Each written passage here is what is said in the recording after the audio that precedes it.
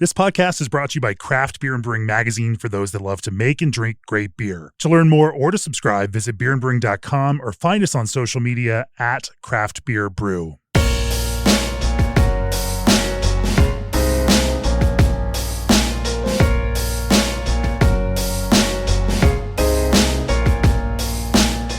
For this special episode of the Craft Beer and Brewing Podcast, brought to you in partnership with Encompass Technologies, we're going to look at how breweries are using data to create savvier approaches to distribution and growth. It's no secret that it's become harder to sell beer over the past few years. We've now seen 2 consecutive years where brewery closures have outpaced openings after a meteoric rise over the last 15 years where it seemed like if you made it, distributors would stock it, retailers would put it on shelves and on tap, and people would buy it. Things have settled back, and craft beer, was down about 5% last year. Distributors are obviously far less bullish on craft beer than they once were. Broader economic pressures led to more price sensitivity in certain segments of consumers. And then at the same time, operating costs for breweries have skyrocketed, compressing margins, making it even more important to forecast correctly and have just enough of the right beer at the right places at the right time, generating the right margin to meet demand and keep everyone happy. As things tighten, waste is not an option. Breweries and distributors cannot afford to not get it right the first time. Breweries that are making great beer, but also using data to drive decision-making while managing distributor relationships with intention, are able to thrive despite the challenges in the current economic environment. And so that is what we're going to focus on today. How breweries can use data to drive decision-making and optimize their relationships with distributors and, by extension, retailers. Joining me for this episode are Ryan Bandy, Chief Business Officer for Indeed Brewing. Welcome to the podcast, Ryan. Thank you very much.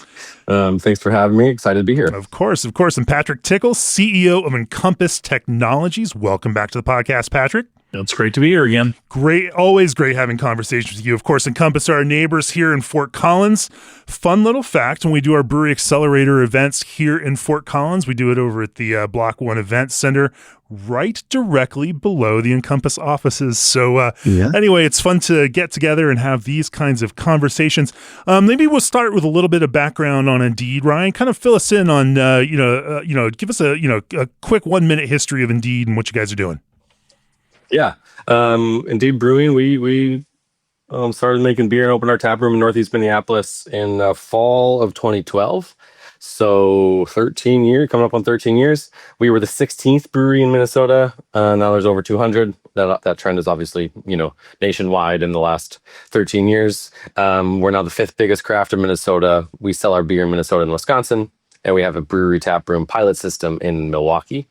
We started THC fairly early as well, probably, almost 3.5 years ago, and kind of was early in on that scene as well. So we have a multifaceted approach, and we co-pack and co-manufacture as well.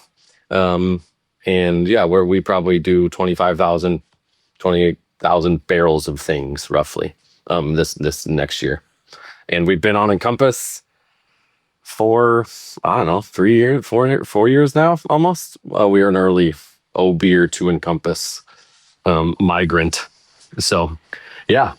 Sure. Over the years, I remember, we've tasted lots of Indeed beer here at Craft Beer and Brewing, everything from sour beers to, kind of mainstream beers. And watched this kind of transition and addition of THC cannabis beverages coming into that also. And Minnesota is a crazy state for that, just really on the forefront of, this kind of broader approach to craft beverage in general. And you guys have been right there for it, which also, again, makes this kind of an interesting conversation because you are managing, production, also kind of, creating new ideas, creating new theses for products that are going to hit and land with consumers, and then need to test out if those new product theses are actually working and, in this kind of this current environment. So maybe we should, let's talk about what that current environment looks like, for you as a brewery right now, long brewery history. And at this point, business today little bit different than it was, in Yeah. the heydays of last decade Yeah. when, Yeah, a little bit. things were just going up and to the left. So, kind of set the tone for us in this kind of current market. Yeah, I mean, I think we were all around in 2015, or some of us were around when you could make any beer, and people would show up and buy it out of the tap room, and then they would buy it on the shelf. The distributor said, "Give me as much as you've got," and every retailer is like, "We'll find a spot for it." And it kind of felt weird a little bit because like sometimes they weren't that good, or even our shit, like it was like, I don't really like. You sure you want that much? And so the market's obviously constricted back in a way that last few years it's been happening. I would say the last 3-ish years, where it kind of starts at retail, where there's other drinks, there's other categories that need some space that honestly should have some space at a retail store. And where does it come from? For a while it wasn't coming from craft beer, and now the last few years it has been. And so I think we've really moved into the time of this market that is rationalization, which comes from brewery, wholesaler, and retailer are all doing it, or all should be doing it, and expect all of the other tiers to be doing it, and then working with them in a more concerted effort, rather than maybe 10 years ago we were like, we're going to make whatever we want and you're going to buy it. And that model is gone. Honestly, I think there's some benefit in that model being gone too, but it certainly makes it harder to run the brewery side of the business. So I think it's a matter of really tightening those tiers up and working together.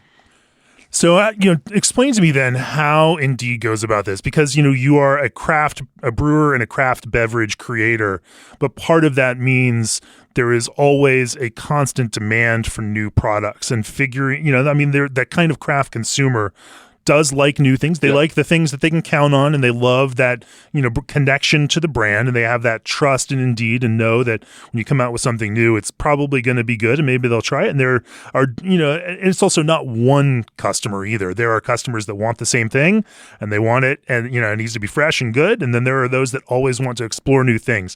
That exploration piece has to, gets more difficult when you have other players in these tiers that you need to also connect with. So you create this idea of, hey, I think this product is going to land for people. Talk about what that process looks like and how you then, start thinking about, is there going to be something for this? Yeah, I think there is the balance between new and old, like investing in the thing you have, investing in the thing that worked, investing in the thing you got that got you there, and then trying the new thing. That balance, I think, is really hard no matter what business you're in, I imagine. For us, it's always been a tough thing, right? Like, because you don't have infinite resources, you don't have infinite attention, certainly not with retailers and wholesalers. So what do you tell them that you're working on? And it's a really tough balance. And for us, there's data. So it starts, to me, with industry data. Where do you sell your shit? What stores are they? What do they have on the shelf? And what are they missing, right? And what are the wholesalers missing? And then you look inward, and you probably have a list of things, right? Then you look inward and say, okay, what does Indeed do, right? If it's missing an oak Chardonnay, we're not going to probably make that, right? But you look at, what are you brand? What are your brand? What do you do? What are you good at? What do people like about Indeed? Match up a few of them. Right at that point, you might have a few kind of concepts that could work. And then that's where I go back to the wholesalers and retailers and go, hey, what if we made something like X, Y, and Z? What if it tasted like this, right? What if it looked like this? What if it was this price? And that's like that anecdotal data that like comes after your kind of retail data. And to me, at the end of that cycle, right, you're going to get through. And sometimes you're going to hear like, we would love it if you make it, but it's got to be, of course they're going to say, it's got to be fucking $15 FOB. And then you're going to be like, oh, that's not going to work, right? So you have to scratch that one off the list. And so you have to kind of find through the variable game one that ends up being, both has a statistical chance that it works. And then also anecdotally, the people that are buying and selling it are like, I would like that, right? Or that makes sense to me. And that's involved, shit. I mean, you didn't have to do that at all really before. And now if you're not doing that a year ahead of time, it better be a really small one-off that you're counting on. As far as the one-offs and seasonals, I mean, we pre-sell it all now. I mean, the last 100 cases every single time is all of our profit. So if I see a half a pallet sitting in there and we've already done sending it out, it's like, cool. We didn't make any money on that brand.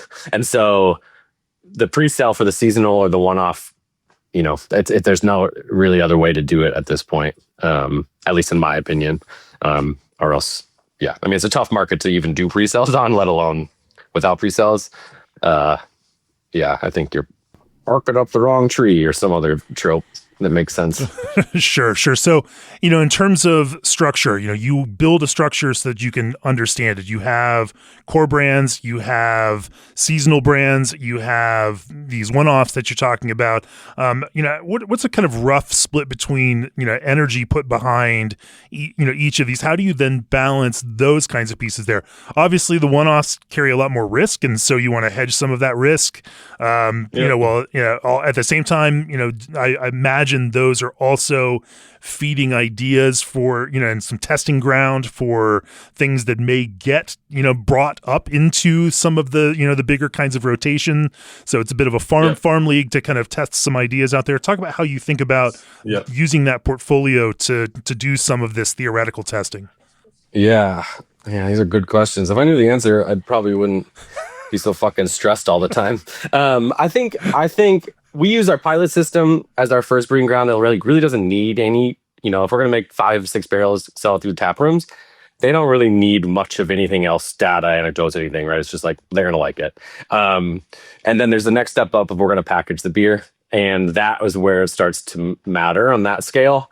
And we kind of have a system of, we kind of think of it as you have your loon shots, which I think is a book that I read. I got that name from, and I don't remember it now. Sorry, I don't mean to be clowning your idea, but it's the idea of this one's like weird and dumb, but actually, if it works, it could actually work. And then you have this is a light lager, really good brand, really solid energy.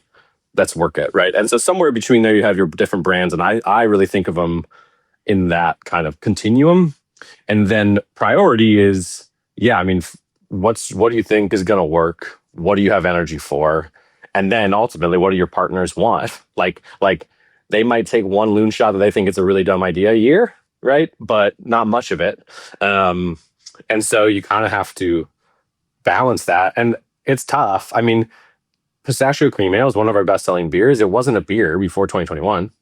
So if you're not making new shit, you're going to die, right? That is actually how that works. At least systems and processes, but at least products, unless you make Allagash White or something, it's going to be really hard to exist with the same beers forever. So you do have to find time and energy for it, but it's getting harder and harder to balance that whole game plan, I think. For sure. Patrick, you have to see that across all of the, customers for Encompass, the brand lifespan, it's just getting more and more compact, and even, as brewers create new things, what the amount of juice that they can squeeze from some of that, is getting smaller and smaller. Well, and I think it's, I think even before you get to that, like Ryan said, I think, we kind of shifted our, at some point you may be forced to do the same thing, right? We shifted our nomenclature to we talk about it as multi-segment production, because talking about it as brewing just doesn't make any sense anymore. It's it's kind of it's recipe based, beverage, craft beverages, right? And we definitely see that all over the customer base, right? So, and you're right, it makes life worse, right? Because all of a sudden now you have multiple, it adds more SKUs to your life, because you've got hemp beverages and you've got whatever it might be. It does make life more complex, but that trend for sure we have seen, throughout the entire customer base, right? Certainly the people who are kind of, thriving, being successful. Like you said, there's only so many lunches and Allagash Whites out there that seem to be able to just kind of pound it. Literally and figuratively pound those that one style into the world, right? But And we even see it at the, that kind of largest scale in the craft world. You have a company like, New Belgium that is constantly releasing new iterations on even some of their biggest ones. And they are, over the course of several years, making the last one obsolete as they build the new one. And it is just this, this kind of, constant process. Fascinating to watch that all happen. Ryan, how many, SKUs in any given point are you all, juggling across all of these categories? We're kind of, let's see, 5 or 6 packs at this point. And again, like we're really tight distribution. We have Minnesota, Wisconsin, and that's going to be our forever beer market. And like, so we think of ourselves, our goal, which is not true for every brewery, right? It's a different model. We decided this a long time ago for lots of reasons, but so our goal, is 2 to 3 rails in every door that we're in, which is not necessarily, we couldn't get that in Colorado or something. We couldn't get, but for us, we're trying to have a shelf of 6 packs, a shelf of 12 packs, and then a shelf of, a few other things, which is 16 ounce. We have a couple 16 ounce 4 packs, 16 ounce 8 pack. And that's our beer, and then we're looking for 1 shelf of THC. So that's 6 SKUs. And those are all 4 pack. I guess we have 1 12 pack now, but 4 pack 12 ounce.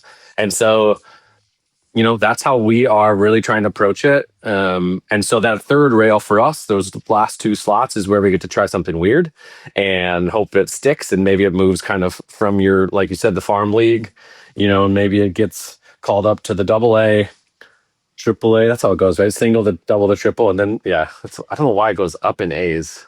Anyway, so like does it move up from tap room to single A and a one-time release, and then does it get a seasonal launch, and then maybe is it year round, right? And finding that balance in that whole thing, but that's a lot of SKUs for us, and like that would be a lot for any brewery, I think, at this point. Yeah, now managing them across 2 states too, with Wisconsin, and then also then having to look at what the different dynamics might be, because not every state is the same, and even different areas within states aren't the same. Totally. And you see some differences there.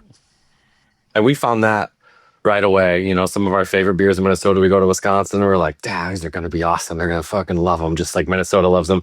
And they didn't. And you're like, oh shit, 200 miles is a big difference, for a craft brewery. And so we have to, and that's not retail data. Like it's a fucking a forever mine that we as a retailer, as breweries, suppliers are trying to get more info on, because we can send the thing in, wholesalers like the idea of it. Maybe you sold it in Minneapolis. And then if you don't have a really good pulse on that in La Crosse, Wisconsin, or a couple 100 miles away from Minneapolis, your shit's dead on the shelf. It gets billed back, it's destroyed, and then your SKU's out forever. And so, especially as you enter markets or try new things, you've got to have a really good pulse, because you just don't, unless I'm sure there are smarter people than me that know this before it happens, but we don't always know. You think it's going to work, or it works one place.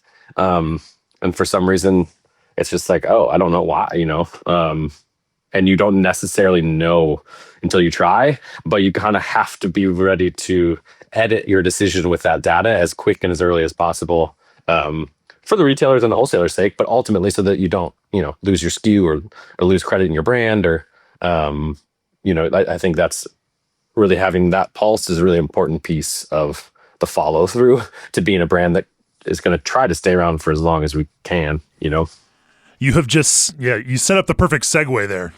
I got one question then I'm gonna play host for a second, but so Ryan, does the tap room like give you consumer insights as like an asset when you're trying, or is it like still just the hopheads or the people like the hardcores are the ones who hang out there, and they still want to drink everything, like, but can you leverage that to augment retail data? Yeah, I think so. I think that's a really great question. I think part of that is what are you doing with your tap room? Like, what is your goal and who are you bringing in? And so we have for a long time tried to, like, we in Minneapolis, like we can't have more than anything we make. We can't have liquor or wine or anything like that. And so we've really tried to like widen our drink like availability, what we have available, and really try to make it a full experience, not just for the hophead. And I do think that has paid off for us in the terms of data that we get, because now it is like actually a pretty wide swath of the city in a way that the top 3-4 beers in any given month mirrors most of the market for us. And so sometimes we'll find an outlier, and then we can use that to the wholesaler, because it's like, hey guys, it's normally pistachio, Flavor Wave, Mexican Honey Light, but this other new beer is actually number one for the last 2 months. And so let's try it out, That's right? good. Like, so, but you kind of have to have that viewpoint, I think, from the tap room from the beginning, or else you are kind of just, it's like a weird outlier of data where it's like the double IPA sells best, right? It's like, it depends who comes in. It has worked to our advantage to be able to use it that way. It's a great segue to talk about this kind of, difficult relationship you have, Ryan, because getting this data in, as you mentioned, you have to, in order to keep those distributors happy and keep the retailers happy, there has to be beer on those shelves. And so you have to know how much they need, but then you also need to then work back from all of that to figure out, back to ingredient ordering and making sure that you have all the things on hand and are making the right beer and have the right amount of beer at the right time and within the right date code and at that distributor so it can be there fresh for them. And if you can't get all the way back into that kind of production to have the beer made at the right time so it's ready, then you start, the whole thing starts to unravel, and those pieces come apart, and so maybe we'll use that as a segment to talk about what this like current state of distributor relationship looks like, because again, with costs where they are, you also don't want to be, for you as a brewery, you don't want to be pulling in lots of ingredients and spending a lot of money and bringing in, holding on to this kind of inventory. You need to manage all of that so that this, delicate balance of cash flow, money going out of the business is matched to money coming into the business, and that you're not sitting on anything for too long in this very, very tight margin business. And that same thing, goes for, for distributors. So, in terms of what that information sharing looks like, what does that piece of it look like for you now as a brewery? And, what are the blind spots there? And, what are some of your biggest challenges as a brewery in working to understand what those distributors and retailers need from you? I mean, from the data standpoint, the retail data, the sell-through data, the depletion data is the gold of this industry, because like at the end of the day, that's why we're selling to the wholesaler. That's why we're making it, and so having like a pulse on that in a really meaningful way is the constant battle to get better and better at that. And I think we're still missing some of that for sure in the industry. I think some of the more like, let's say IRI or scan data stuff is really fucking expensive. Like if people don't know, like it's extremely expensive to get like a handful of geographies, and how much does that data actually like how does that matter to us as like a mid-sized brewery, right? Yeah, it would definitely matter to the New Belgiums of the world. And so like if we can't really get that, or like we kind of do, but how meaningful is it to us in 2 states? And like, a little bit, sure. We need more and more of that depletion data to accounts. And I think like finding more information, what type of information is it, which is placements, rate of sale, pricing, all of this stuff, because all of those things are where the ball gets dropped. And so you sell in and it's like, this should work. And it's like, why aren't those, why isn't that working there? And it's like, oh, it was $22. Why was it 22? Where did that happen? And that's where you have to edit. Hey, let's go get this, And so that type of data is really the thing that is, I mean, I think it's getting better, like generally for sure. But it's still, I feel like that's the big black hole for us. Hopefully, if you have a good relationship with the wholesaler, there's not too, it's good to be able to keep their eye on their inventory every once in a while, but also, do your own damn forecasting and inventory, wholesalers. Don't make me do it for you. But I think like really that, where are the code dates in their warehouse? Where are the code dates at retail? What's the price? Where is it in the shelf? Like, it's more and more of that data that if we could get that, all of that is the stuff that we could then use to make the decisions on forecasting, on selling, or even just on a brand that works. Like, let's just get rid of it. Like, if all the things are right and the price is right and the inventory is right, like all the shit's right and it's not working, that's our fault. Something's wrong with the beer or the brand. So let's change it off, but we have to know all of that, which is hard.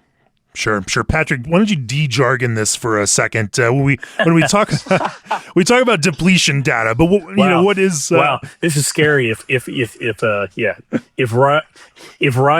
need to de-jargon Ryan, like this could get really bad because I could go. I probably would go deeper. I might go deeper down the jargon hole in a millisecond. But like, let's see how it Everyone goes. always says I talk too much, so that makes sense. I'm glad you said it nicer than most people do. I understand what you're saying, but when we say depletion data, what are we talking about there? Yeah, so typically depletion data, right, is the stuff it's what's flowing through the middle tier, right? So where Circana and IRI, like that's, or NIQ, Nielsen, that's the data you're going to get from retail scans. Depletion data is what you see, kind of the depletion. It's the depletions in the middle tier, the distribution tier, that's kind of the. Yeah, it just means beer that's been sold, right? It's beer that's it's beer sold that's been right. Beer that's been sold in the channel, right, as opposed to into the grocery consumer, store, into the thing. Yep. And so it's a general kind of barometer of how that beer is doing in the market. Yes. Yeah. Yeah. It's the first tier of that, and I think what I'm talking about is some of that data then. But not just where it got sold to. That data is obviously fairly easy to get. Generally speaking, if you work with a wholesaler, it doesn't always look nice, but like that first tier is fine. But then the wider data that we can get, or hopefully we can start to get from wholesalers, which is what is the price and what code date was that batch when it went in, and all of that stuff is where you kind of like zoom in on how it's doing. And then the IRI data and scan data that you're talking about would be actual retailer sale data, and getting a hold of that data is much, much more expensive and something that a tier of biggest brands will invest in because they can see, they can find an ROI on that versus a brand your size, needs to work through, more cost-effective channels in order to make we just need to build up to that. We have to get wider with our data. So a little more from the wholesaler, a little more from the how do we find the rest of it to build that story is kind of the goal of us.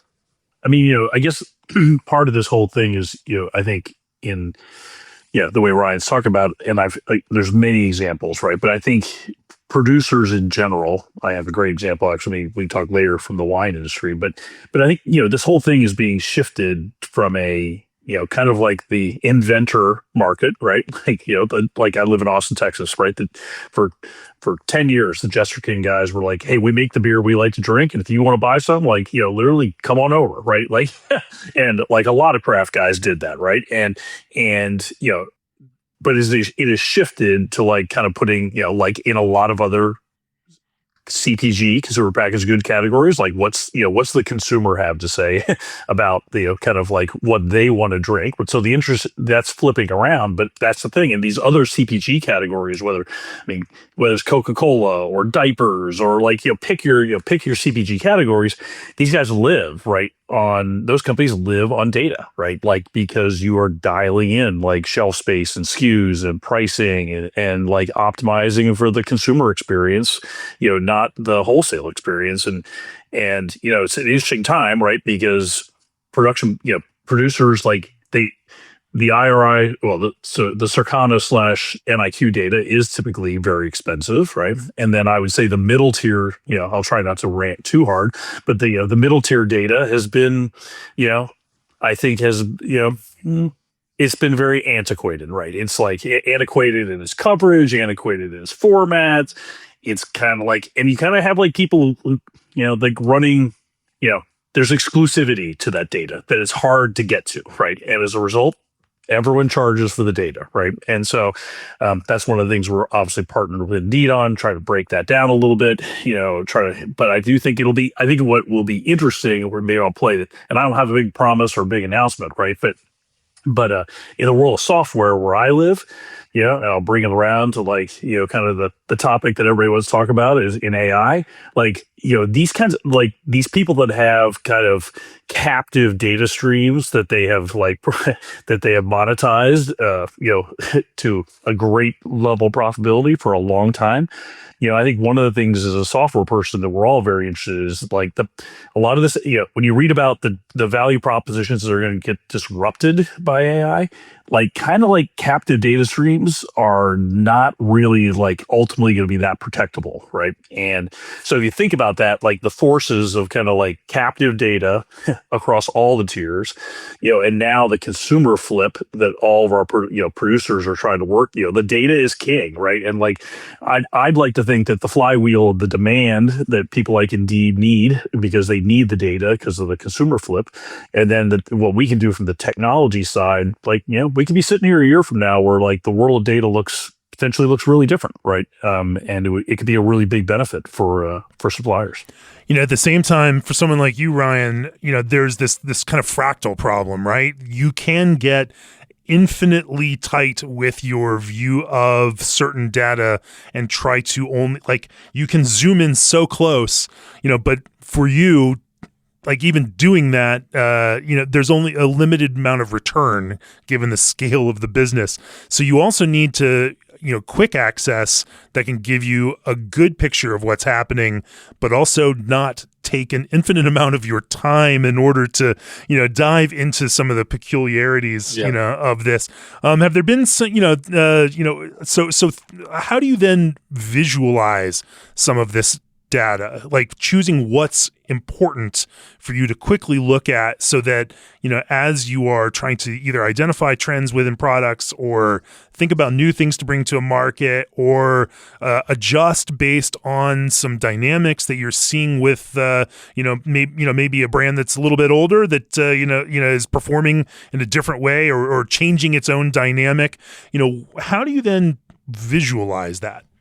Yeah, you can definitely get down the rabbit hole of data, and you can get sucked into spreadsheets and think you found some genius fucking idea or something, and then you come back up for air, and everyone's either like, did they already do this? This is already a thing. They just call it this. And you're like, oh damn it, or it's like, that's a really dumb idea. I think I try to really pick a few things that we're going to say we care about with a given brand before we release it. And so then we can judge success, because I think that, like, especially for craft breweries, obviously we get built into this model and we think about things as success means we're 10x over every time a year, and now we're going to be 150,000 barrels. And if we're not that's not successful. Or if we don't find an Allagash White, we're not successful. And I think, like, especially in the newer market where it's like you have your one-offs, you have your seasonals, maybe year-rounds, older beers and their lifespans.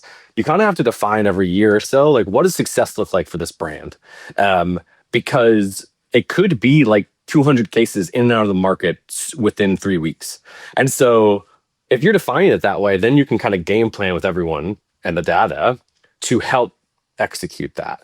And if you weren't game planning that, in 6 weeks, you're going to be like, only 200 cases. Like, that was a failure. It's like, you got to know, because that's not necessarily fair. It depends. Like, what's the margin, and how excited was the retailer? How excited was the wholesaler?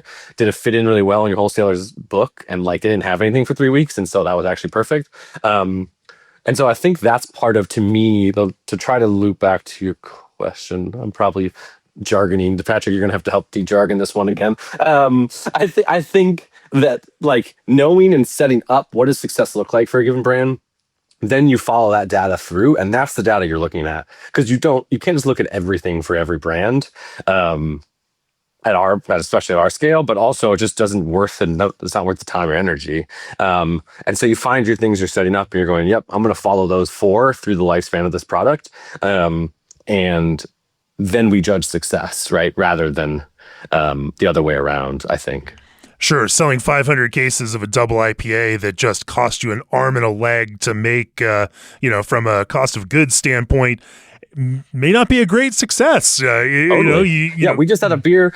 We just had a freaking beer that, like, the strawberries were double the price, and I didn't hear about it until we already freaking pre-sold it. And it's like, I don't want to sell that much of that beer now. I'm like, it's funny that, like, it's all that stuff. It's like, I would have liked to know that, before our wholesalers are coming back excited, because it's not necessarily successful just because we sold more of it. And now we have to edit in a different way. But like, yes, to your point, what does success look like? And sometimes success looks like we made a fresh hop this year.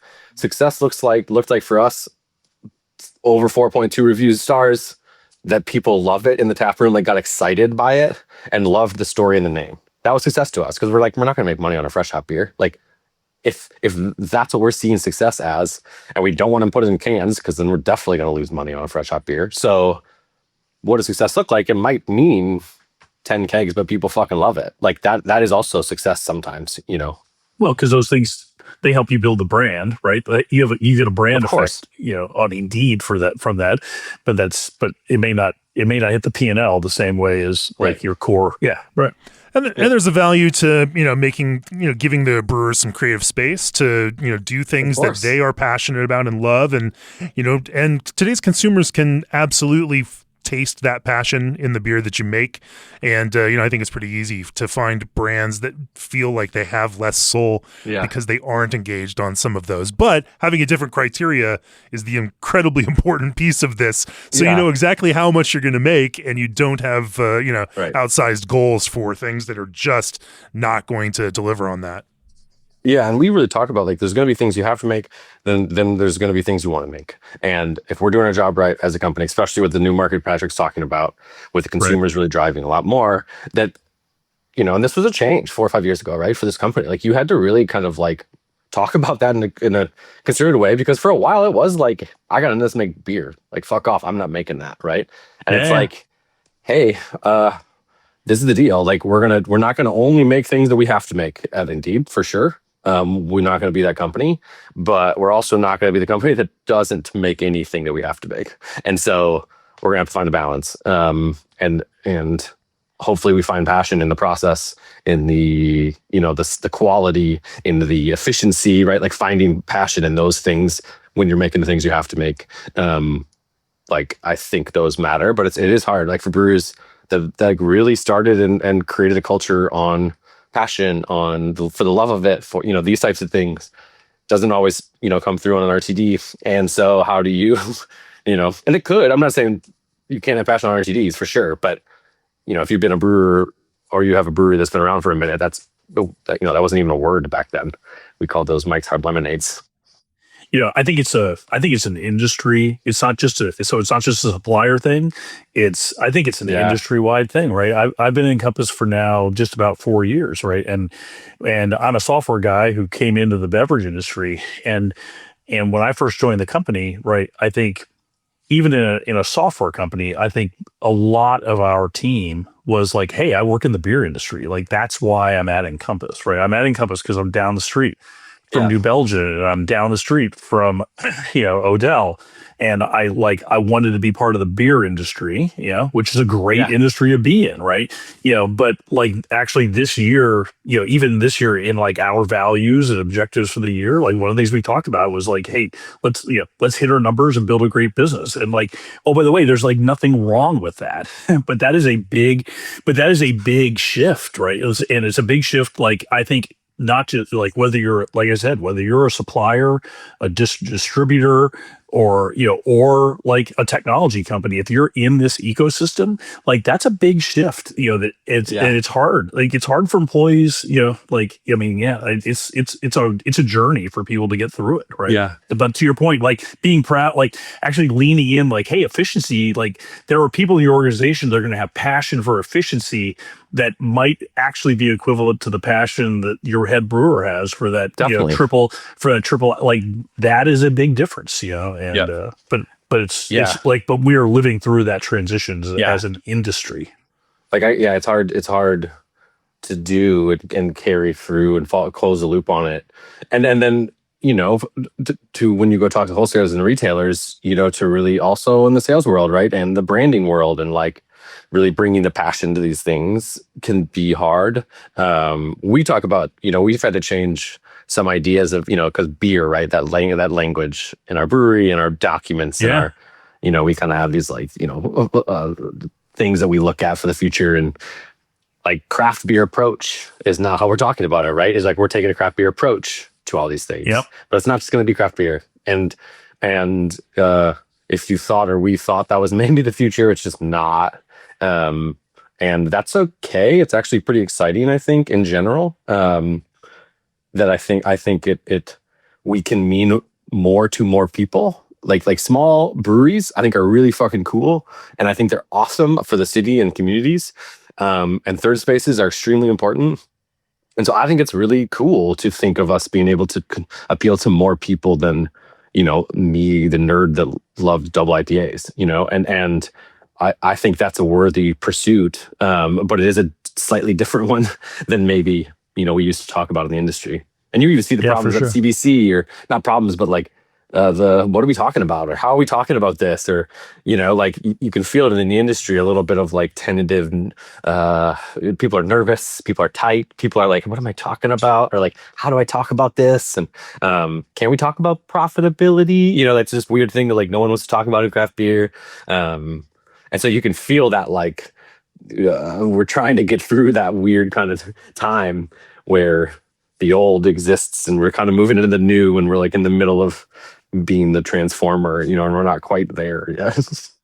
So it's interesting. I have the I have the luxury of kind of, because at Encompass we're in, we're not just in multi-segment production, we're also in the wine production market, Yeah. right? We have a big footprint, almost 1,000 winemakers around the, between the West Coast and Australia, right? They use our Vintrace product line for wine production, right? So I get to go to Yep. the big wine, I go to a lot of the big wine events, right? And look, man, the tension to those events, I will promise you, is even, it's even more challenging, Yeah. right? It's like, and there's a lot of crazy, interesting dynamics, that whole thing. But I posted a while ago, like at Unified, which is like the CBC of wine, right? Except they also have like John Deere tractors and farm equipment there. Yeah. It's like it's like going to a farm show plus CBC.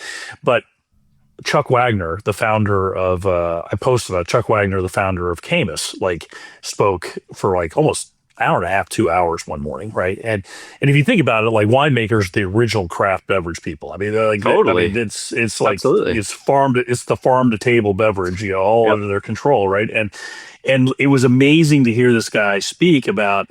I mean, he basically, he opened up his talk with like 3 minutes of TikToks of people just trashing Camus, right? I mean, just ruthless. I mean, this guy's a 75-year-old legend of winemaking. Yeah. And he had the humility to put these TikToks of people just trashing him and trashing. And like he finished it all and he said, look, you guys, he's like, look, he's like, we made wine for 50 years for, 25 sommeliers in the US who decided what was good. Like he's like that model was busted. Like we had to flip to the consumer. He's like, so we did. Now I get trashed because I optimize for the consumer versus more than these 25 people that like, that kind of like, held the fate of our every bottle of wine that we made like in their hands. Yeah. And then the other thing he said was, and people said, what's your go-to-market strategy? And like his head of sales got up there and started talking to, and it was like, basically like, in so many words, it was like, oh, now they sell. Like they don't just fulfill demand; they actually sell. Like our salespeople talk to distributors and about the value prop. And he's like, we fixed our pricing. We we have $15 gaps between our brands now, so people can figure out like, oh, when I pay $15 more, like this is what I actually get, as opposed to like, 27 SKUs are all, $1.50 apart. Like they basically are just like, we flip to the consumer, we actually sell, and we post results. Right. And again, those are like kind of business 101 principles. But again, for our industry, like it's a very big shift, to kind of move through. I think I don't know. I think sometimes the beer industry, especially the last couple of years, and this is probably there's lots of reasons for this, but I think a lot of times there's kind of a laziness to like, fuck, no one's drinking beer anymore. I don't know what to do, right? And you kind of throw the hands up, and it's kind of like out of our control, or like SKU rationalization. The wholesalers don't want any SKUs anymore, and we're just like everything's. And it's like, to me, part of that is both. Okay, then what? Like, get out.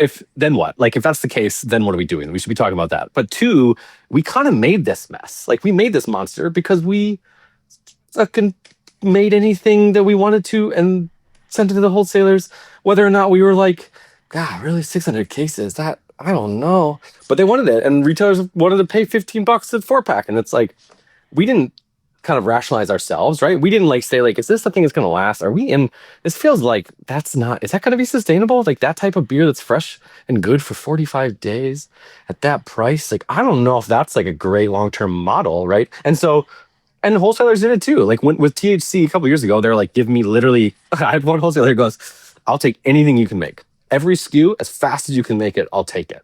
And I was like, whoa, we're like in the middle of rationalizing cooler doors down. We're losing SKUs from craft beer. And it's because we did the same thing. So let's take a long-term approach. And so I think like a little bit, it's like we made this monster. And so saying, as a craft beer industry is what I'm talking about, and suppliers specifically, kind of like, what are we going to do? Poor little craft brewery, like what are they doing? We got nothing left, and no one's drinking beer anymore. It's like, well, then what? It's not that simple either, obviously, Yeah. Well, and I think the middle tier kind of got hooked a little bit on, like, they lived through, there's a little bit of like, hey, craft beer's here, that's going to be the pop. Then seltzers are here, that's going to be the pop. Okay, there's a little bit of like, what's the next pop? And it's like, no, that's actually not what's going on, right? It's a maturing. Because that just like gets the whole supply chain kind of into a weird thrashing set of behaviors, and we're basically just maturing. I've said this, I think we're just maturing into like another consumer packaged goods category, and there's nothing wrong with that, right? Like but it's just, again, it's very different. Like even how many times have you said, what are the goals for this brand? Like 5 years ago, you like, would those words have ever come out of your mouth?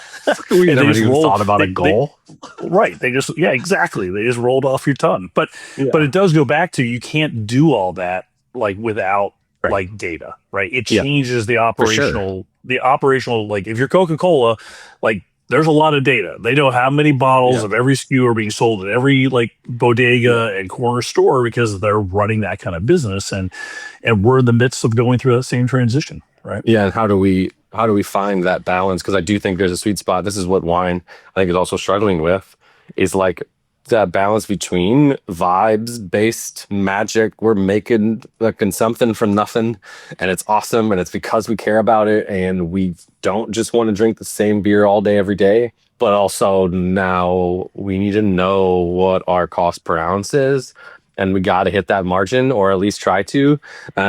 And where are we going to try to find those little bits? Is it a wholesale? Is it a retail? Or we're doing a sale, or we're going to do a bill back. What's the lift?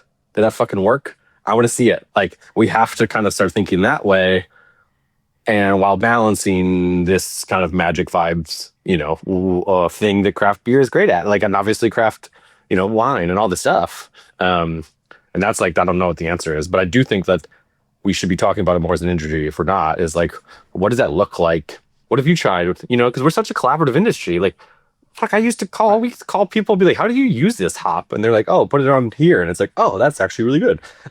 We're super collaborative. And so I think like that's the part of the data thing, and not to like be a homer about Encompass, because, whatever. But like the data being democratized is a huge part of why it actually fits into the craft beer model, to me, is because we've always shared data, and we just never cared about the P&L before. And it's like, hey guys, let's kind of, can we, like, what is your margin on this product? How do you do that, right? Like, actually talking about that, I think, would be better for us as an industry. But we've always said, like, how do you get this 12-pack flap to get up? Like, how are you at 120 cases a minute on that machine? I can't get it past 90. And you talk about it and you share. And so that's kind of the next phase to me, is sharing the data with each other / being open and democratized in terms of what is working and why, Yeah. You're talking about the positive side. I talk about breaking the tyranny of data. Like, there's been, like, the industry has lived through, the industry sort of has lived through a tyranny of data that, like, it kind of needs to stop, because it can't be an inhibitor. Like, it's got to become an accelerant, because but it all goes back to this shift, from the tyranny was fine when it was the head brewer or the head winemaker just saying, this is what we're going to make, you guys will buy it and they will drink it, right? Like, but as soon as that flips, that's when like it all has to flip, right? And, and you need more like back, and you need the full circle thing more, because that one was just like kind of a one way. I'm just going to make it, you're going to buy it, you're going to drink it. Yeah, I mean, that's the jargon. I'll go jargon, but it's literally kind of building a beverage supply chain, right? 3-tier system, which is a very different, kind of animal, but it is evolving into a supply chain as opposed to just a push system, right? And like, And I know that might be another term that like makes people cringe and go, "Oh my God, I don't want to be part of a supply chain." That's like that's that's not what I. But but I mean, together with our customers, that's like what's happening, right? Is Definitely. and supply chains are supply chains. You can still ship a Ferrari through a supply chain, right? You don't have to only ship commodities through a supply chain, right? Everything goes through a supply chain, but there's an aspect of every supply chain that's about being efficient and ultimately, supporting the consumer. And you can keep the business small, and if you don't want to have to solve those problems and serve that beer out of your tap room and keep that supply chain really small and tight, if that is your goal, you can scale that business. If you want to go into beer sold through distributors out into retailers and do 10,000 or 20,000 or 30,000 barrels, well, now you also need to be a logistics and a supply chain company. Before we talk about that, I just want to note, I think, Ryan, Lester Jones from the National Beer Wholesalers Association 100% agrees with you on this. Let's not use market dynamics as a way to throw our hands up and not engage in this and just, as an excuse. That's the worst possible thing that you can do. And if you go into it with that mindset, you're already agreeing to fail. There are ways. And I say this as someone who co-founded a magazine with print magazines in 2013. It wasn't like, oh, this is a great time to start print magazines. No, everyone would be like, you are crazy to do that in the media market when you did. We figured out a way to be successful, through efficiency and through using systems. And because we were, smart about what we do, it is just hard in an environment where everything is not moving up. And so that's where breweries are. There are breweries that are very successful these days. It's harder, as you say, to talk about it, because in this culture, it's easier just to blame problems on a macroeconomic market rather than owning some of that as a brewery and saying, hey, we need to get better and more efficient, control our costs going into this, maintain the quality or improve the quality, but also get more efficient. And that data piece is part of the key to this. Production processes are a key to it. Not putting product out there that's sitting and then doesn't get sold is a huge piece of this, because that's some market inefficiency that is bad for everyone. Not putting products out there that aren't going to sell, using some of that data insight to drive some of those product decisions, also kind of a key thing. But all of these are important, in that kind of decision making. So, let's, maybe we talk about what that looks like for you all now. Well, now I was just thinking about the data thing. Like, any good brewer knows, like, vibes and having fun does not get TPO down to 20 parts per million. Like, you need a ton of data from the start of when you dry hop. What's that yeast health like? How the fermentation process go? What's your can filler at? What's your carb level at? Like, all of this shit. And you need to see that a bunch for a bunch of brands before you can even start to make a call on, hey, what should we do to help our TPO? And so every good brewer knows that there's infinite points of data that are really important that you need to make really good quality beer that tastes awesome. And so we're already doing that, or you should be already doing that.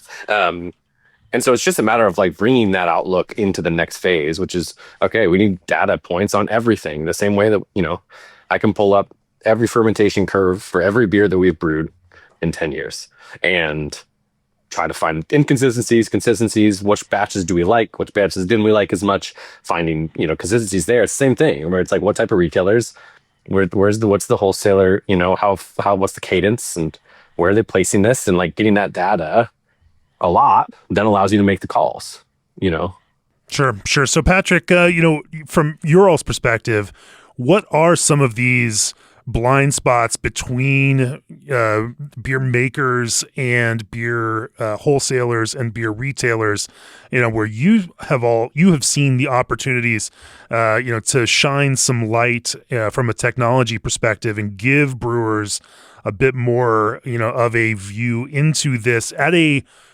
price point and an accessibility that fits, a brewery that, brews 20,000 barrels and not a brewery that brews, 2 million barrels. Again, it's all about building this sort of this, instead of this fragmented 3-tier system, I think they're all looking to build a, for lack of, it's always going to be a 3-tier system but a virtual supply chain across those 3 tiers, right? And I think we hear from our distribution customers are look, can you help us? We're going to work with, again, Those days are gone. We're the smaller set of like craft suppliers, right?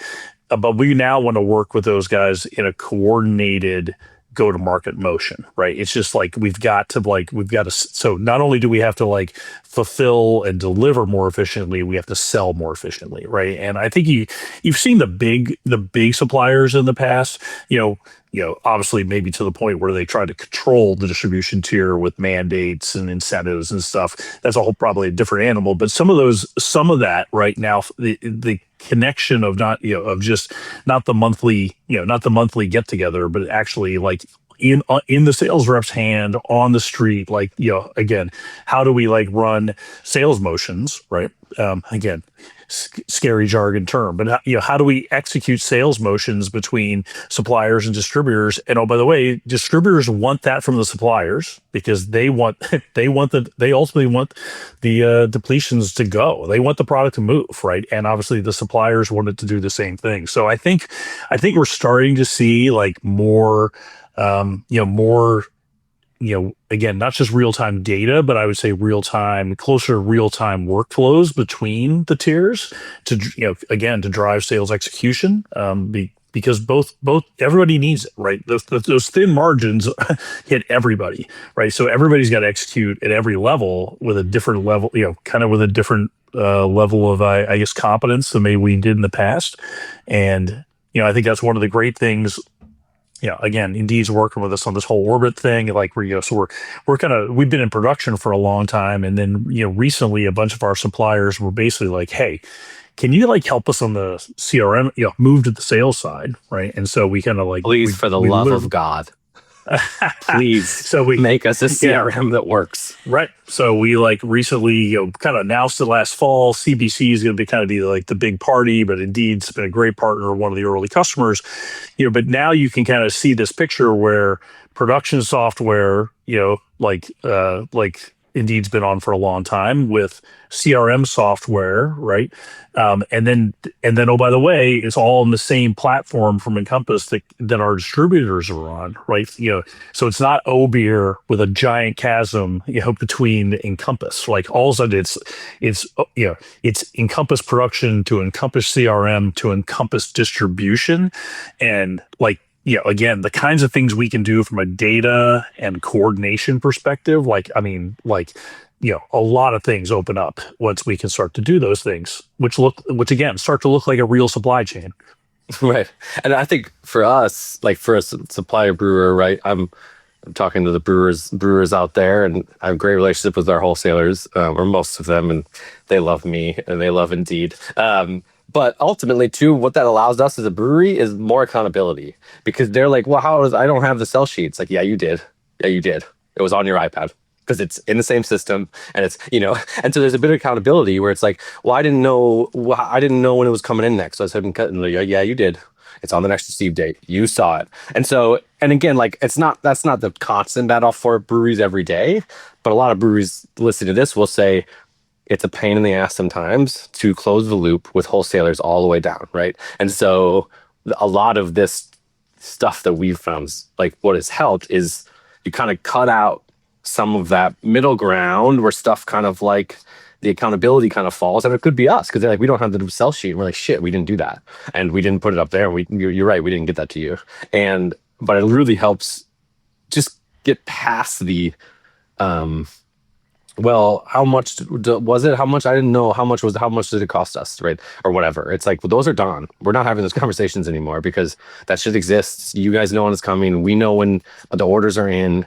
We know what batch codes. You know what batch codes. And so at this point, we get to really talk about what is the best strategy to sell, and what's the best price for it to be at, and what's the best marketing promotions that we can do, And so that's where, to me, the nice thing about this is it gets us there rather than sitting in this other zone of kind of like talking about the nitty gritty of the supply chain world, which, like it exists, but the less we have to really think and worry about that all day, the more we can actually sell our shit, Right.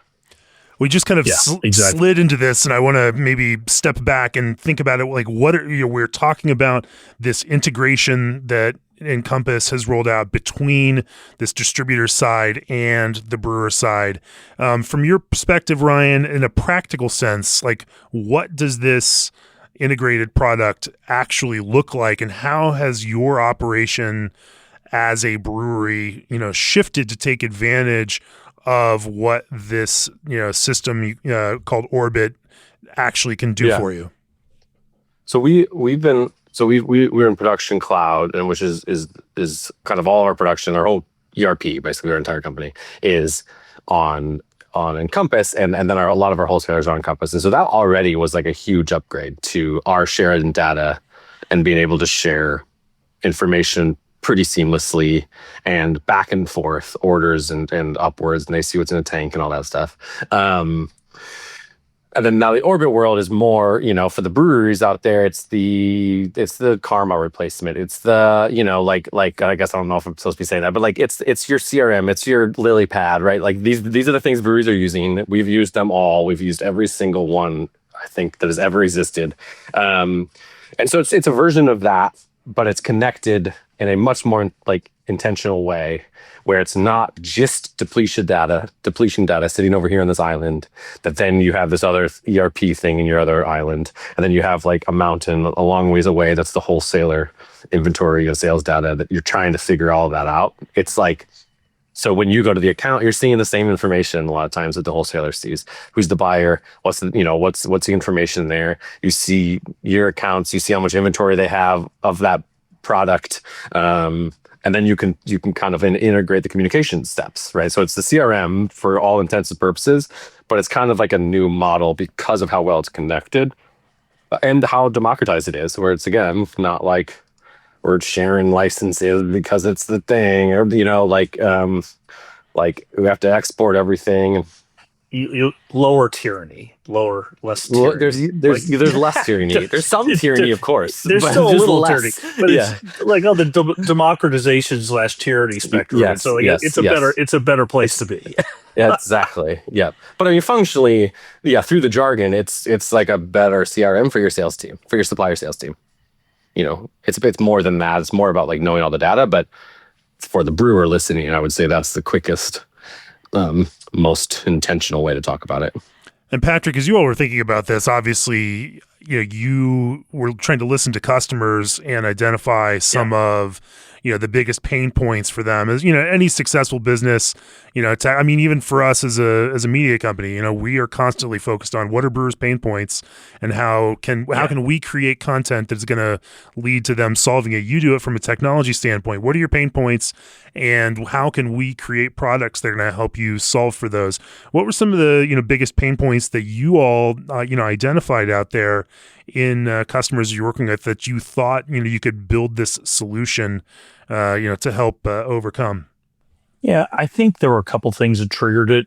I'd say one is that, look, it's a long road in this. This industry's got a long but our, one of the things for Encompass is, we're slowly creeping up on approaching kind of 45-50% market share in the distribution tier, right? And so we're which again, most people don't realize. There's a lot of people still taking Encompass as the small little player, but we've been a steady engine chugging, and that share has been growing over the last couple of years.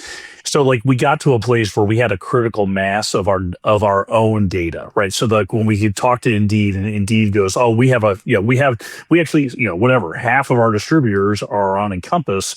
Now we can see enough data, natively through Encompass that it's kind of MVP. I've got critical mass that I can actually start to run the business. When only 10% of the data came through Encompass distributors, it just wasn't compelling enough, right? But we always said, if we get close to 50%, then there's enough, then you can start to, you can say, look, I'm optimized on half my business, I'm compromised on half my business, but I can make those trade-offs and kind of work through it. So I think that happened. That was one thing that happened. I think the other thing that happened was, look, the economic environment, and we hear from our distributors, we hear from our production customers. Look, people just said, look, I'm spending a lot of money and I'm looking for ways, I'm digging through my P&L, right? And I've got a lot of different products, that I'm buying, but you know what, at the end of the day, Encompass, we're very fortunate to be in this position. You're you're one of my anchor software providers, right? And if you guys could bring to market something in this space, right? And again, there's examples in distribution, like we've moved into mileage tracking, we've moved into kind of merchandising execution, things that you never would have thought about, quote unquote, in RAS, And then I think in this world, it was like, hey, if you guys could move into that CRM space and like a little bit into data, like, we're still about, like, frankly, at the end of the day, about taking market share. Like we'll kind of put together a good deal. Like our pricing strategies are just different, right? We're not trying to protect old product lines. We're trying to deliver value and like say, hey, look, if you're spending money on these four things and you want to like actually partner with Encompass to replace three of those things, like it's a win-win for both of us, right? Like we can get a little extra revenue out of that. You guys get an integrated platform, and the economics and value work for everybody. And we just saw, but in the last 24 months, right, all of a sudden customers were like, we're looking for ways to save money. Like I'm under margin pressure. I need ways to rationalize my technology spend.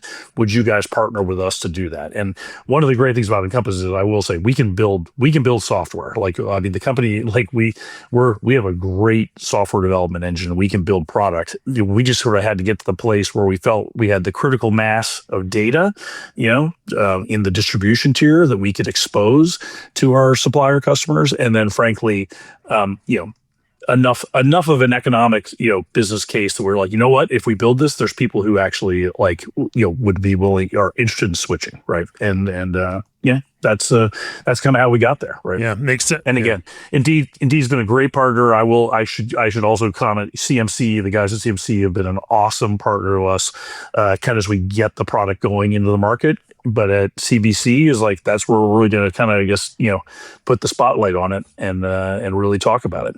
Sure, Ryan. I think about this as a small business all the time because, in addition to being a editor, podcast host, graphic designer, and everything else that I do, we have a team of 13 people. But one of those people is not an IT administrator, and not a systems integrator developer to pull these disparate tech platforms that we use together and make those APIs call on each other. And these are challenges for a small business. To have that kind of and so it creates some efficiency, then I think, to have systems that are naturally integrated and that pull those things together and don't require integration on your side as a business, because you want to be focused on brewing beer and then selling beer and connecting with customers and building those real meaningful relationships with customers. That's the most important thing that you can do for a business. And then, having that support on the side that helps you do that, but doesn't require you to also build expertise in this, that sector has to have some value as well. And there's that tyranny of data or whatever.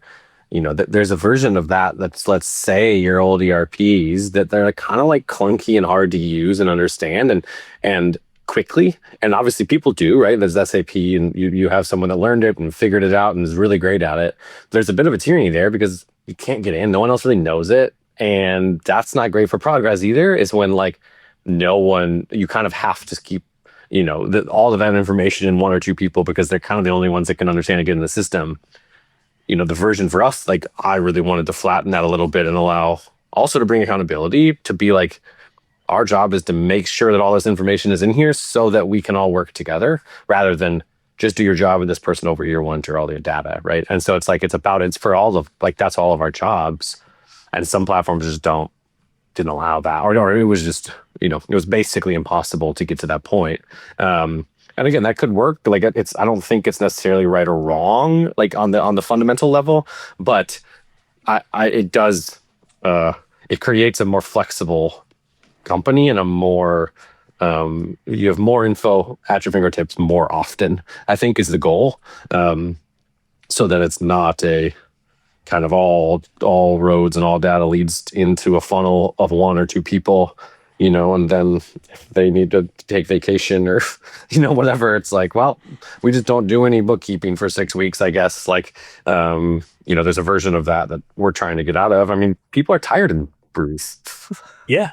I mean, people work hard across every tier of this system, right? And frankly, a lot of people are like getting to the place where like, hey, this isn't what I signed up for when I joined craft beer. They're like, like this whole shifting of the industry, like has like, it has people implications, right? And we see it in distributors, we see it in production, like, and you literally just, I think that's one of the big things. You can't operate, in an environment where like everybody, you have a handful of people that if they get hit by a bus, like your operations just kind of flip over, right? And oh, by the way, it's like same thing in wine, same thing in multi-segment, same things in distribution. It's kind of all about just where we are as an industry and where we're going. But and look, I'll be the first to admit, like I'm a software guy. Like software is never perfect. Like again, Indeed's been a great customer. They're pushing through early versions of product with us, and that's what makes software get better, right?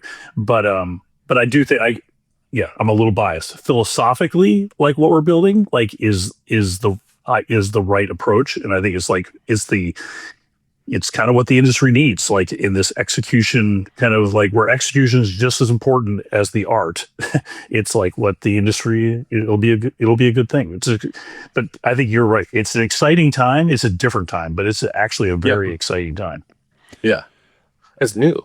Like at the end of the day, it's fresh. Like whether it's exhausting to think about or nostalgia is a powerful drug, right? So we think of the past as that was so much better. But at the end of the day, like if you got into craft beer for new shit and to create stuff from nothing, and that's what we're in the middle of it again. So find the energy or find a way to have the energy, because I do think it's cool. Look, I'm like, I spent 15 years of my life chasing every craft beer I could find. I loved it, every minute of it, right? But there's a time and a place for a nice Delta 9. Like there's no doubt about it. It's true. and Absolutely. that innovation was not there. And ironically, I live in the state of Texas, I'd never thought that I would like see THC on the streets of Austin, Texas. And I could buy D9s here more readily than I could buy them when I'm in Colorado. So it's like, but whatever. I mean, that innovation's all good for all of us, right? And it's definitely. I think, and I've made this thesis out there before, I think this is the best time in history this year for craft beer, for craft beverages in general. And the business is challenging, but the access that brewers and beverage makers have to quality ingredients, for information on how to make those beverages better, on how to connect those beverages with consumers. Like it's never been better than it is now. And we can look back at 2015 and think, oh, those were the glory days. But my God, I got, we've got stories and conversations from 2015 where brewers like, oh, the sky is falling, and so, I think it's been a permanent condition in craft beer. We are, Yeah.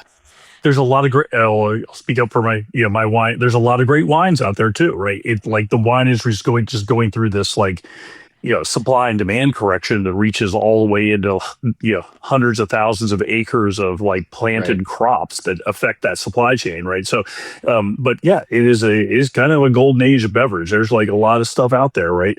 It's just different than what it was, right? Absolutely. Well, let's kind of close with a kind of just some takeaways for folks that are listening to this. Ryan, from your perspective, if you had some words of wisdom to share with brewers out there thinking about how they improve the efficiencies. Big F. Big F. Are there one or two takeaways that that you could offer them, things to focus on and ways to look at this, that you think craft producers, whatever their beverage category or spanning beverage categories, what some of those things should be for them? Oh God, I'm just a dude. I kind of just tripped into this. I think the two things that have worked, like really helped us, I think internally, and it was in our control, that then I think has had a positive effect on our external, let's say, sales and partnerships. One, just get ahead. Do whatever you got to do as a craft beer, as a craft brewery, to get ahead, which means start where you're at. If you're 4 weeks in, if you're 6 weeks ahead, that's great. Get to 7, get to 8. You got to get to 12 months. You just have to. And because to be able to communicate properly and to be able to take data and take anecdotal and strategic data from your partners and then actually implement with those things that they said, maybe edit your product, maybe edit your brand, you've got to be 12 months ahead at least. And I think that was the hardest thing. It took years for us, and it felt like that's fucking impossible. Like if you said that to us 6-7 years ago, it would have been like, that's literally impossible, that will never happen. Because it is a drag, and you have to cut stuff, you have to be willing to kind of fuck shit up, you have to like to get there. But I would say focus on getting ahead.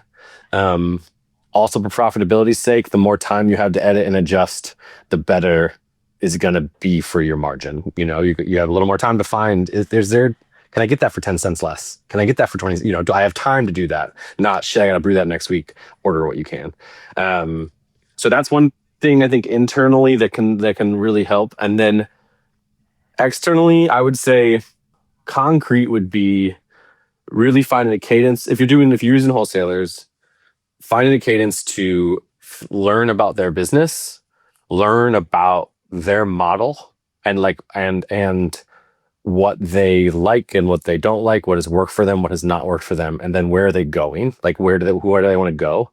And really learning that, and again bringing that back to your business and figuring out ways you can match up. And that's not just don't just do what the wholesaler says, because they actually don't know how to make shit as much as they say they do. Like they don't. And so that they're going to tell you, you know, and a lot of brands do that. And then they kind of just become actually like a shell of themselves a little bit.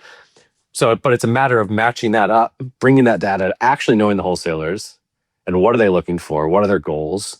And then looking at your goals and your strengths and finding a couple overlapping segments there or brands. And that's going to help you sell. It's going to help you create that much better, because you're not going to be pushing the thing up. You know, you're not Sisyphus bringing your shit to the wholesaler and just getting told no. You're kind of like creating that speed before it's there. You know, in that relationship, I think it also takes a long time.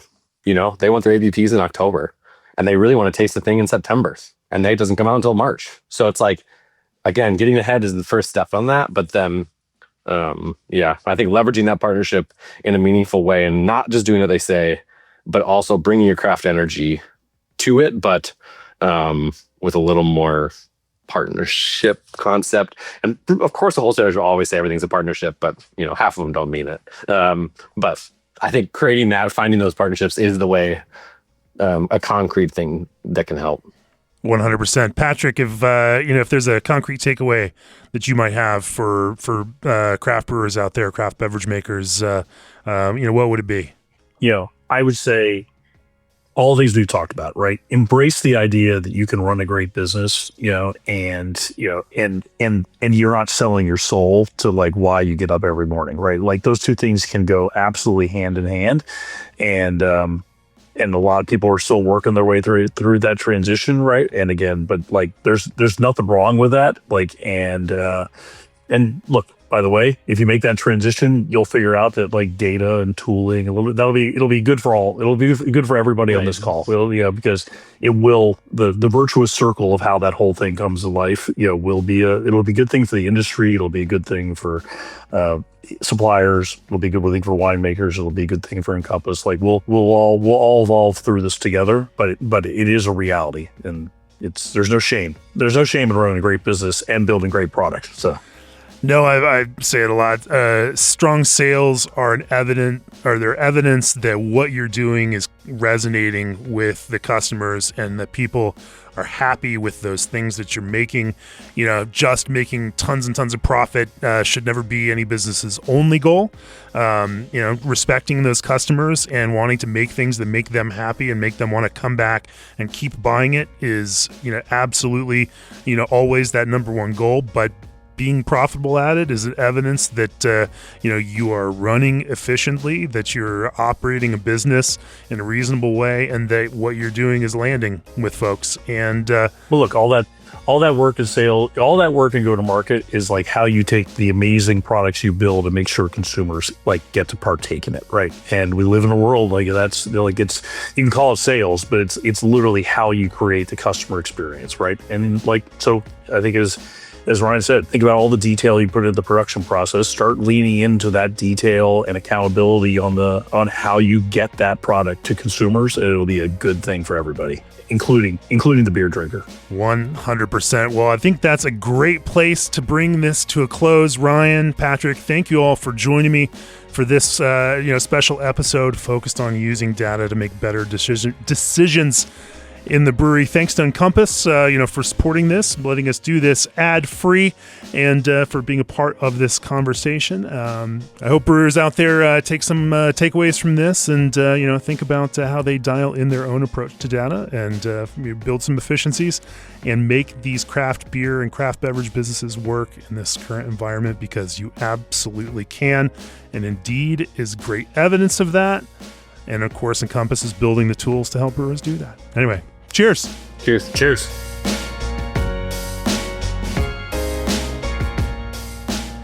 This podcast has been brought to you by Craft Beer and Brewing Magazine, for those who love to make and drink great beer. To learn more or to subscribe, visit beerandbrewing.com or find us on social media @craftbeerbrew.